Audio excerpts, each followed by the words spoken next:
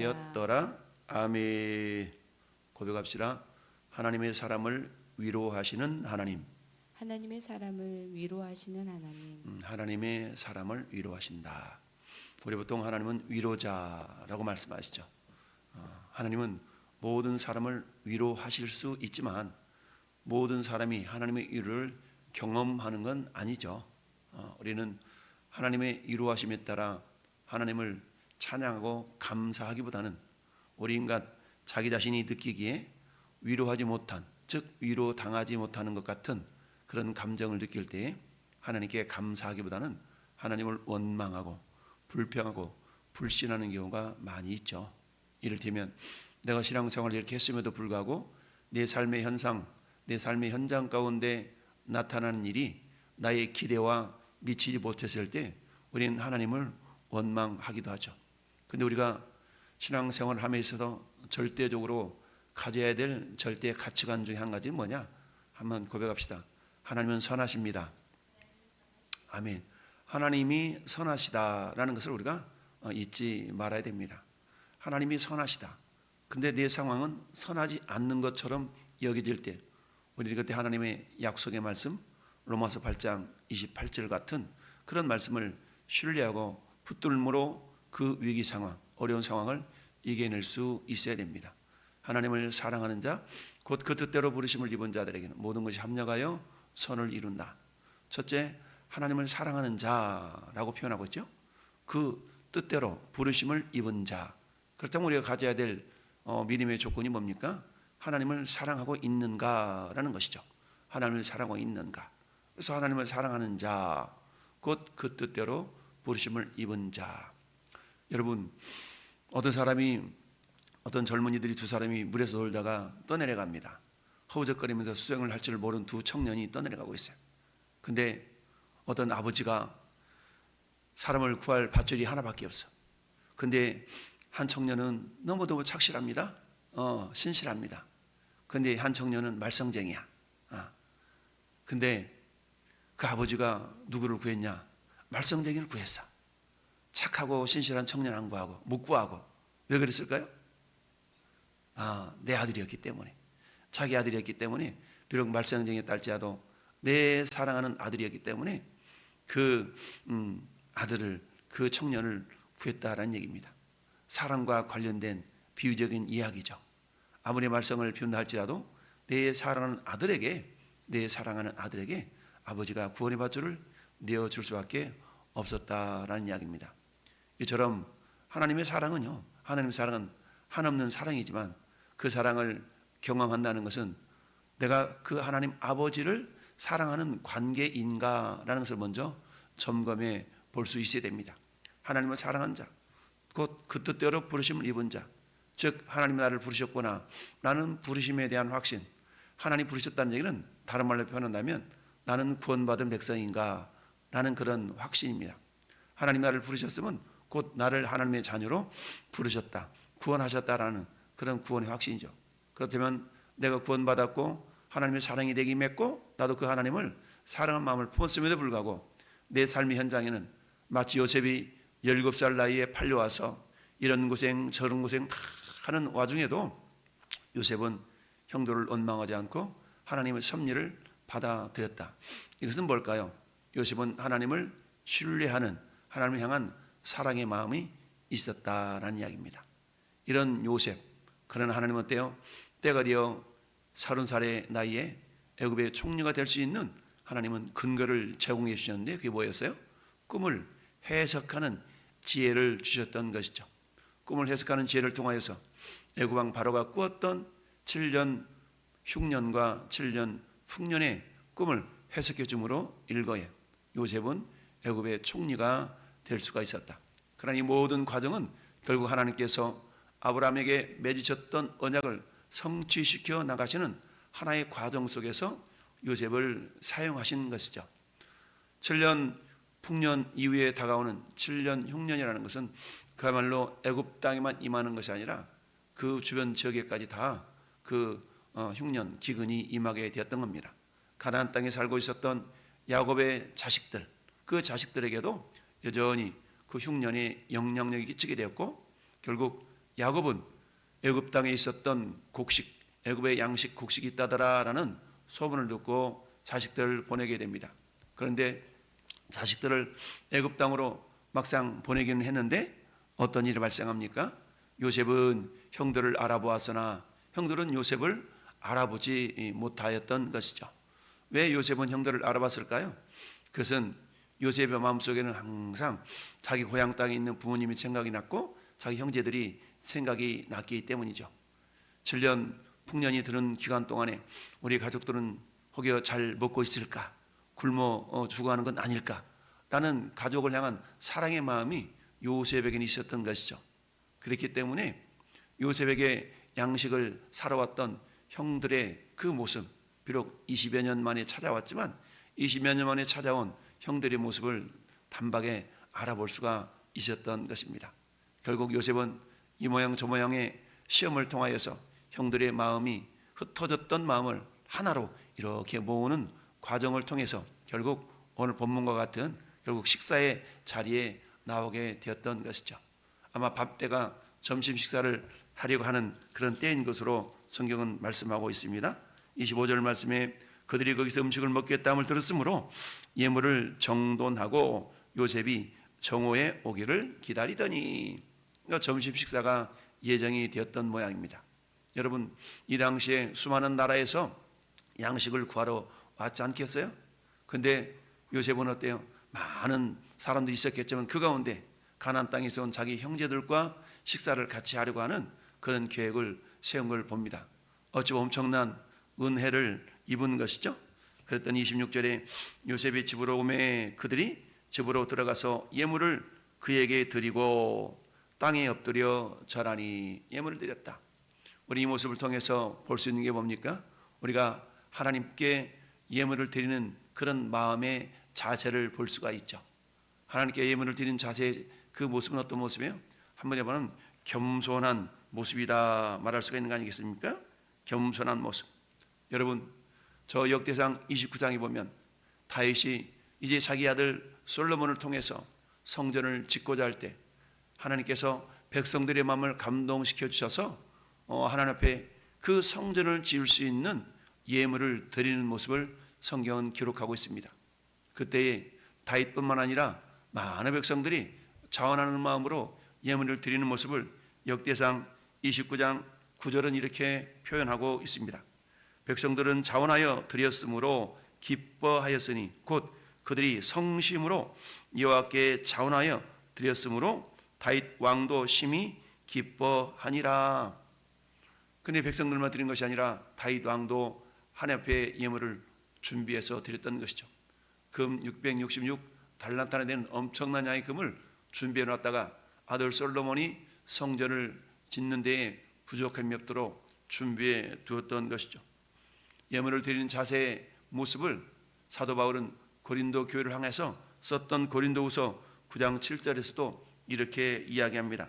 각각 그 마음에 정한 대로 할 것이요 인색함이나 억지로 하지 말지니 하나님은 즐겨내는 자를 사랑하느니라 라는 얘기죠. 즐겨낸다는 것은 뭡니까?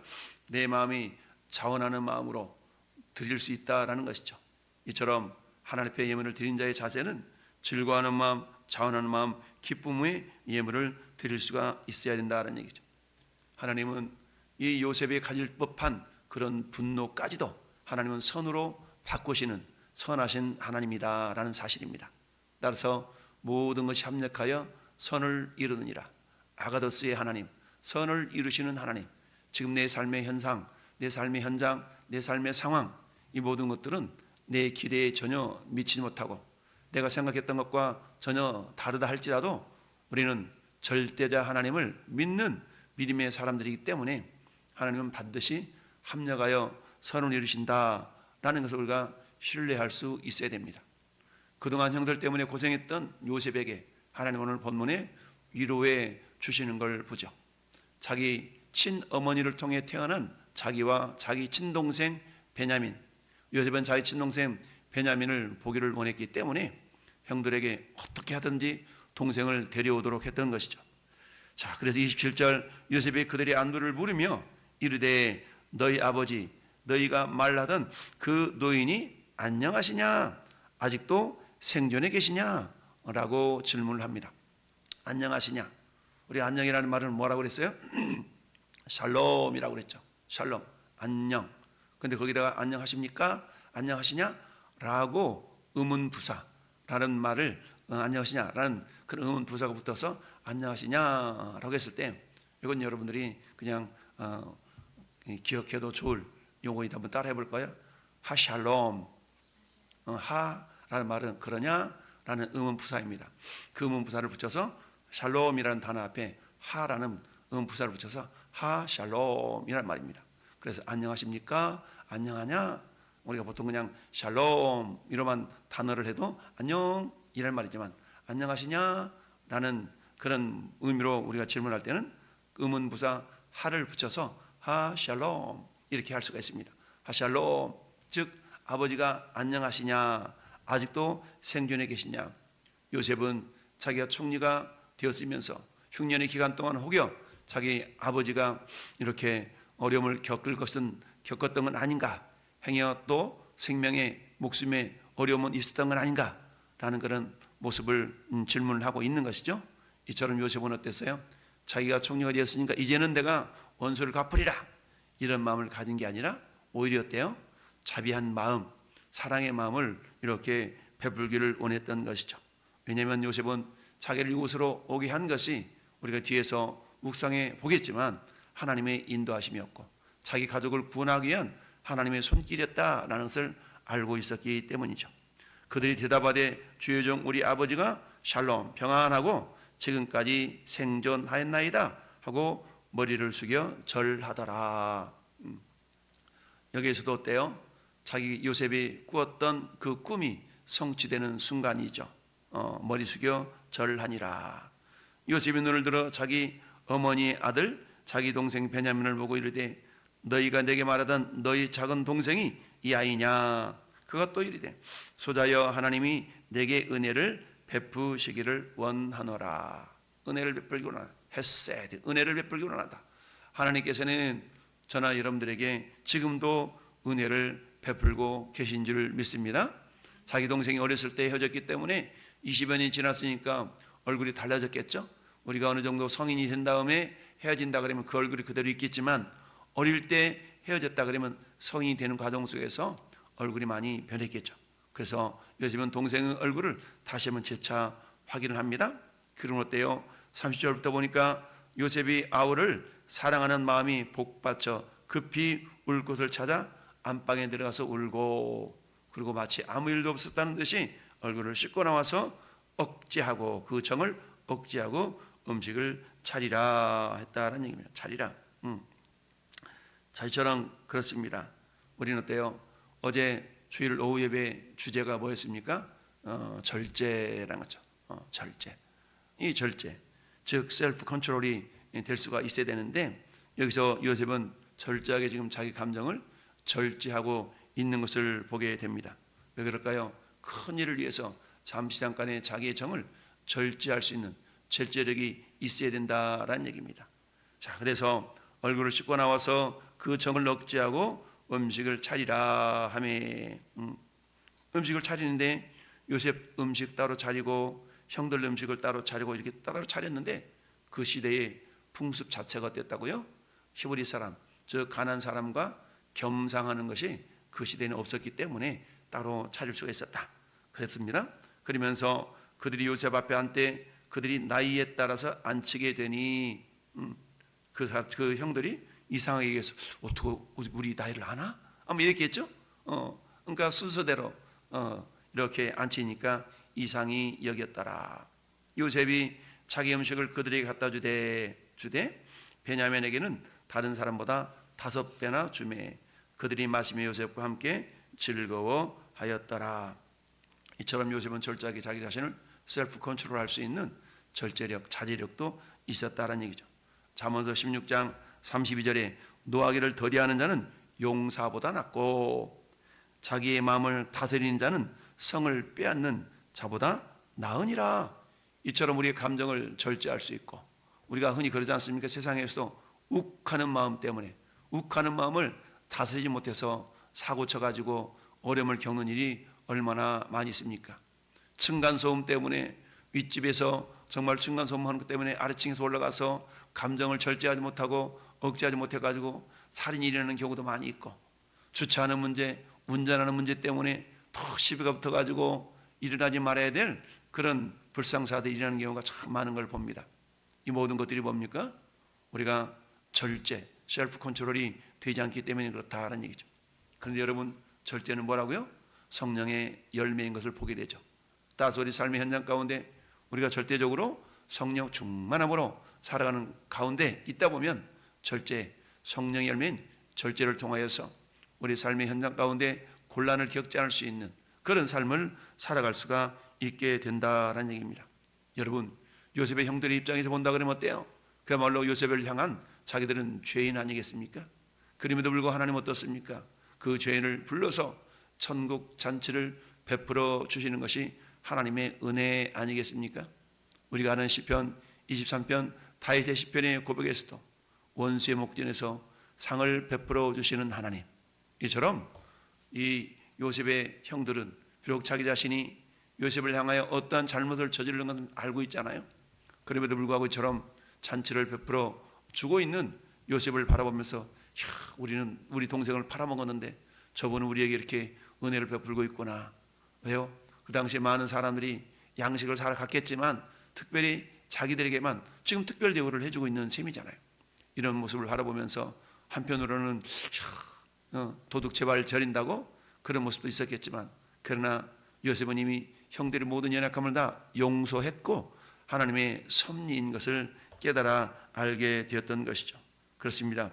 하나님은 하나님의 사람을 높여주십니다. 이처럼 하나님은 하나님의 사람이었던 요셉을 결국 자기 동생을 보게 하고 위로하시고 높여주시는 걸 보게 됩니다. 물론 이 과정은 20여 년이라는 그 긴 세월이 이렇게 필요했죠. 마찬가지입니다. 우리가 하나님을 사랑하는 마음을 품고 하나님으로부터 부름받았고 내가 구원받은 백성, 하나님의 백성이라는 그런 믿음을 잃지만 않는다면 현재 우리가 당하는 고난, 어려움들을 하나님 충분히 위로하시고도 남음 있는 그런 삶이 우리에게 반드시 준비가 되어져 있다는 사실을 기억하면서 우리 마음 속에 하나님은 때로는 여러 가지 감정적인 어려움들을 주실 때가 있지만, 그러나 그런 것들조차도 하나님은 반드시 합력하여 선을 이루시는 하나님의 심을 기억하고 오늘도 우리에게 당하는 여러 가지 어려움 속에서도 하나님의 때를 기대하며 바라보며 절제함으로 마침내 하나님의 위로하심을 경험하는 복된 인생들이 될 수 있기를 예수님의 이름으로 축원합니다.